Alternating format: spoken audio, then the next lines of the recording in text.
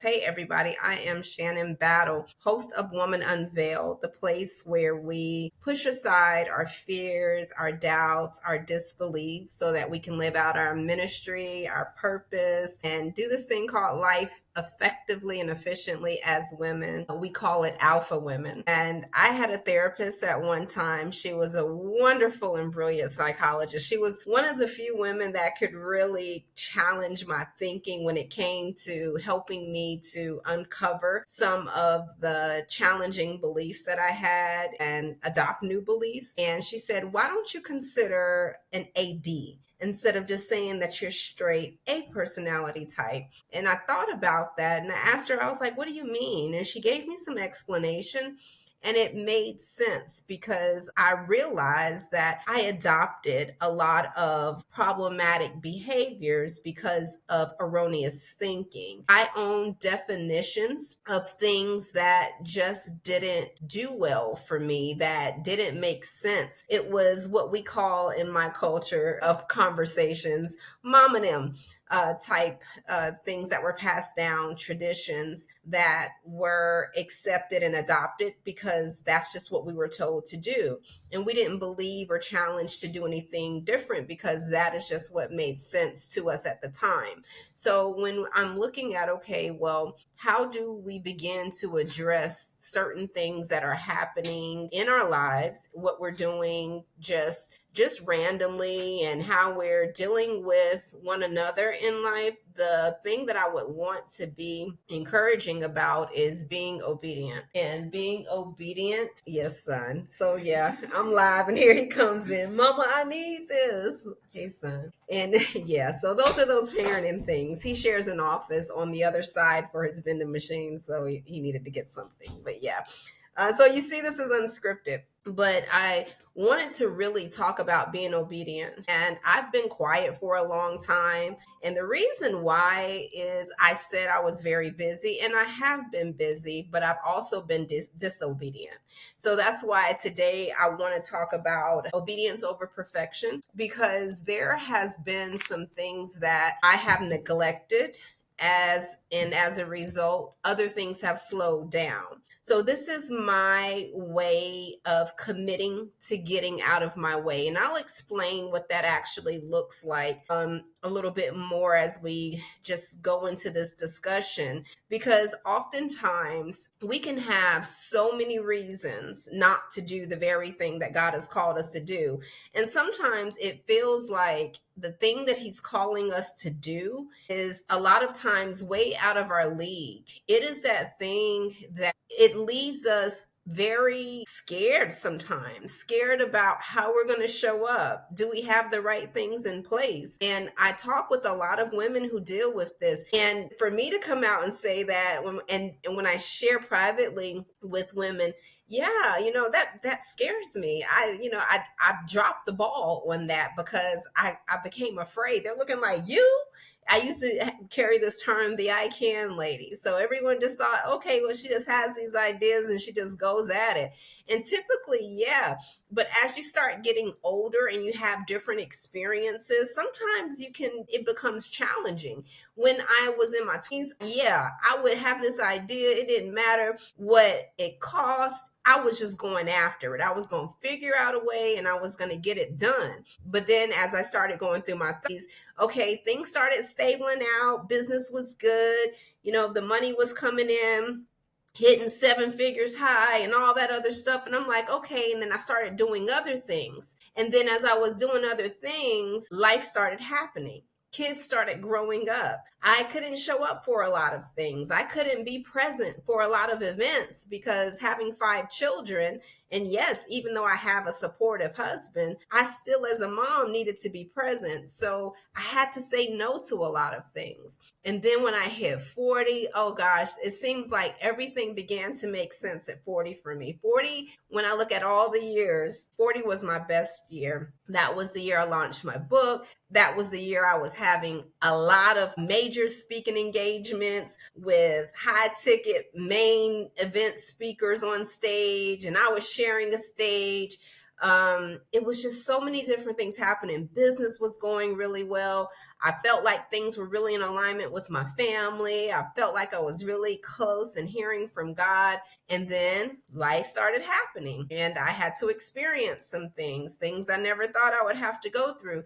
But, I was able to grow through those things. So today, I took notes, and I want to make sure that I hit as many talking points as I can to be able to help you if you are struggling today with being able to show up in life in whatever this dream, this goal, this ideas that you have. Because if you can be honest with yourself, you're scared. Fear has taken the driver's seat, and fear allows you to be comfortable in making the excuses as to why you're not doing it.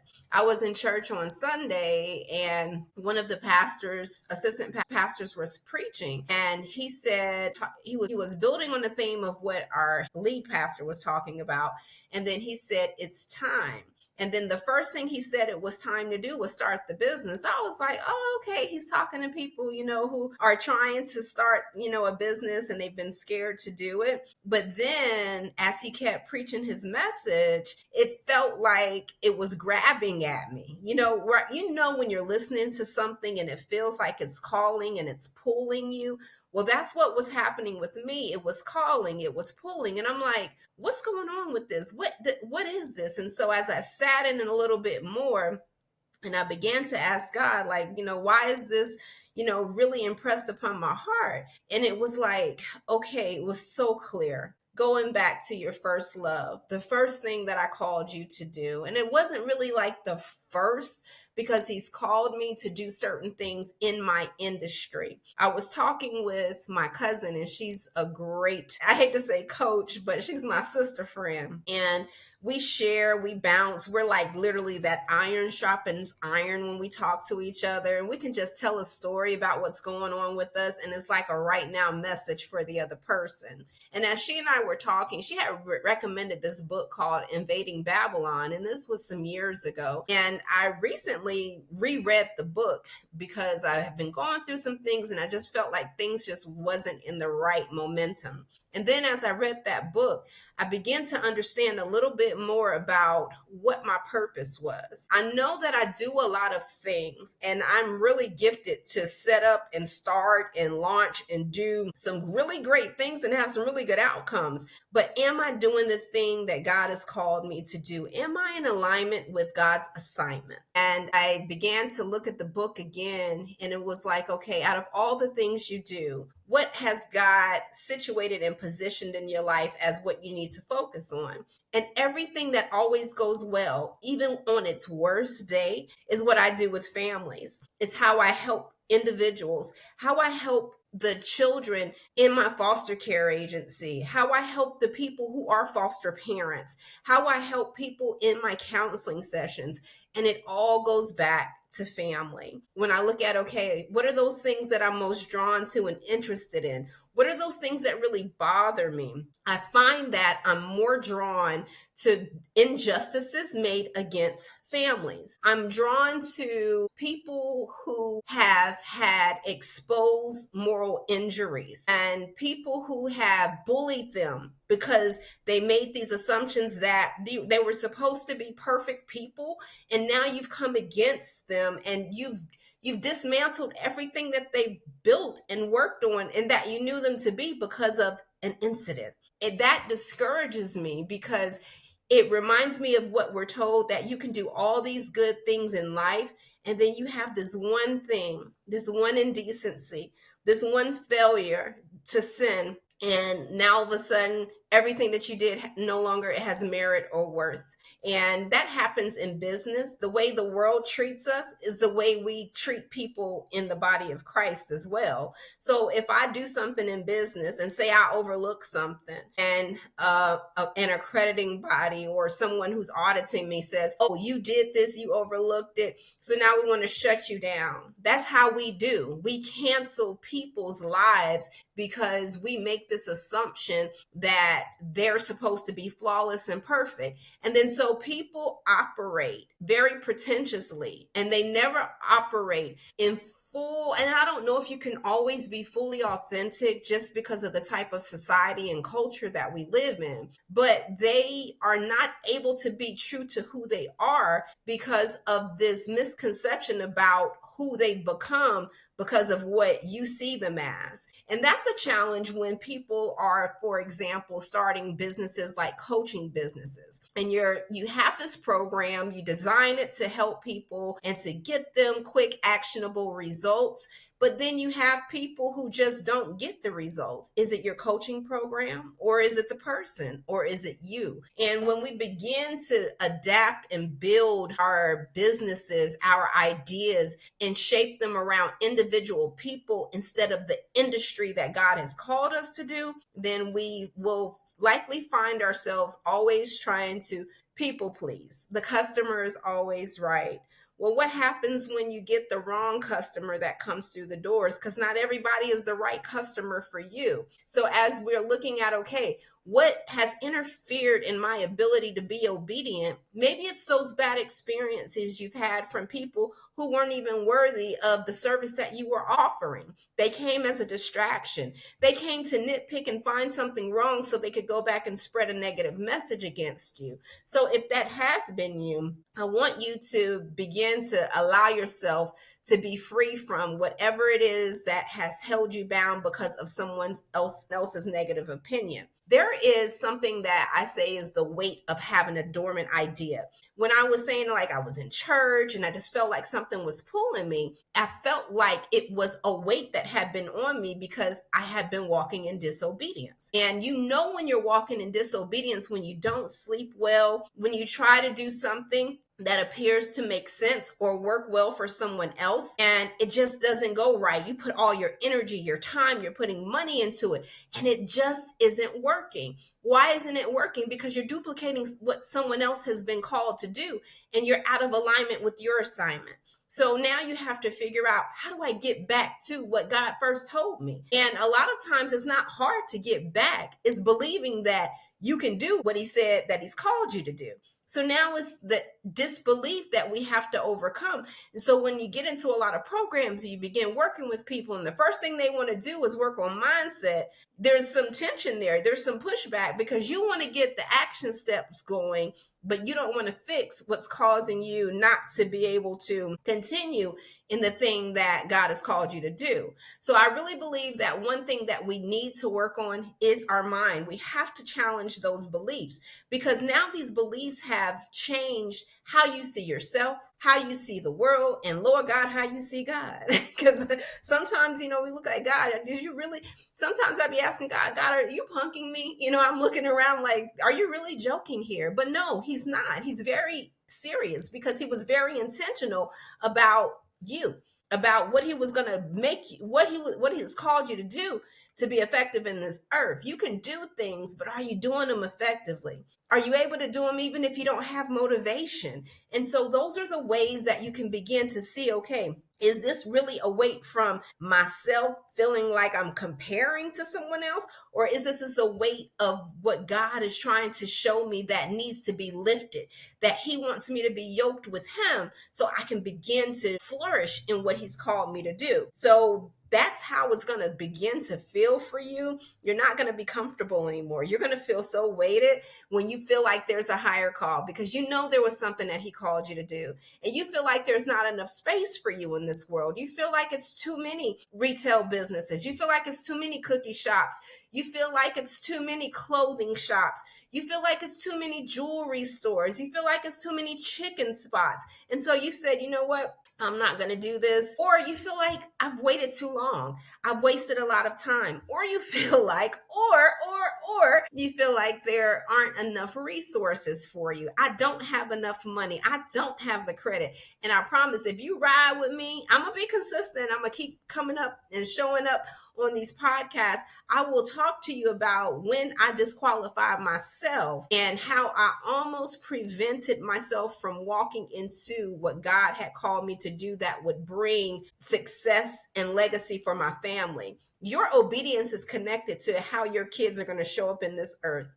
So for a lot of you who have been holding back and you have been doing well, you have the house, you have the cars, you have money in the bank, but yet you are not doing the will of what God has called you to do, the assignment of what he has structured for you in your life. He did it not only for you, he did it for your family. Your family's legacy depends on your act of obedience. And so that's why I really encourage you, just consider, am I being disobedient in this? If I were to be obedient, what would the first step look like? There's breaking through the doubt and the self-sabotage. I listen to podcasts all the time, especially when I'm riding in the car. And someone was talking about this lady, Eileen. She was given an interview and she was talking about self-sabotage. And she was saying, well, just keep it simple. Do whatever the next step is. Teach somebody the next step, because really that is what you can give, and you can give effortlessly. We're always trying to get to the end of something that we don't have the experience to really teach. And we're doing what everyone else is doing on social media. We're Googling, we're chatting it, and we're talking about it. But we have no experience in life in it, because when you pour yourself into something and you're teaching it to somebody else, that energy flows. It begins to become a magnetic attraction. And that magnetic attraction allows the connection to vibe. So it's like, I'm my brother's keeper, I'm my sister's keeper. When I talk with her, she makes my baby jump, and my baby is, ready to come to life and come, into this earth and sustain and endure and do all the things that it was designed to do. But that is godly connections. That's why you have to be so important about, intentional about who you are allowing yourself to be in connection with, because those frequencies can either repel you and get you further away from your goals, or they can draw you near. They can magnetize, and they can cause you to come back to life. It's like that defibrillator. If something is going wrong, when that thing pumps on you, it brings that heart back. It brings it back to life. And so that's what you want to be able to do in your connections with others. So break through that. Also, what God is calling you to build. Man, let me tell you something. When God is dealing with me and he's calling me to build something, it is really beyond what I'm able to do. He's telling me to build a neighborhood right now. I'm like, God, with what money and how I'm going to do that? He said, with the same resources that I supplied for you when you did the other houses, the same resources I supplied for you when you had to believe for your son's healing, the same resources I supplied when you got flooded out of a building you were leasing and had to buy a building in 30 days, otherwise find you another place to lease. The same God, the same thing I've been showing you with the mishaps and the mistakes, and how I've shown you this is what I'm able to do, and this is how I'm able to abundantly supply to get it done. So yeah, he's going to call you to build stuff that is going to be way out your league naturally, but spiritually right where it needs to be, because heaven lends itself to earth, and bam, it happens. So I want you to begin to prophesy to yourself, ladies. Tell yourself, you know what? I am going to launch this business. My business will be successful. My children will be able to have the best mentor that lives right in the four walls of the house that I raised them in, because I'm going to live with intention and purpose. I'm not just going to demonstrate how to do things safe, how to do things comfortable, how to do things that don't make you feel out of your league. I'm going to show them how to trust God. I'm going to show them how to bring a God-given dream to life. Begin to speak to yourself. And then the last thing, release what's in your hands. So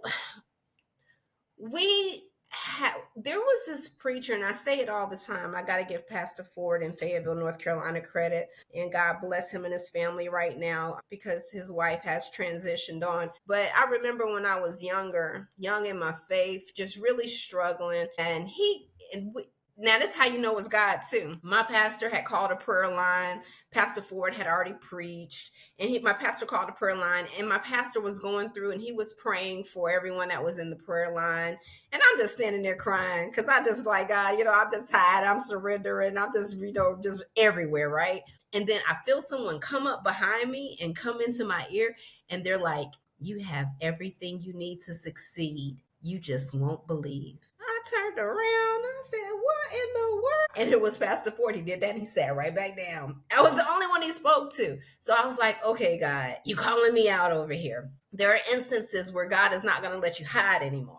So that's how you know that the weight is really pressing on you, because every time you turn around now, God is showing more of who he is through people, through conversations, through podcasts like this. And it's just like, okay, God, what do I need to do? Stop being perfect, don't have a perfect plan. And I know, and then I'm not saying don't have a plan, but many are the plans of a person, but God is the one that determines the way it's going to go. So you can have the plans, and the problem with that is, oh my God, I didn't do. And if you're like me, if A is not aligning so B can happen, I may not do it, because it's like, no, because I'm foreseeing, I'm forecasting, but yet I'm moving farther ahead of God, and is conflicting with my faith. So I encourage you to just do what he's called you with the resources he's given you for right now. Do the next best thing. You're not going to self-sabotage when you know that you can help somebody with the next step.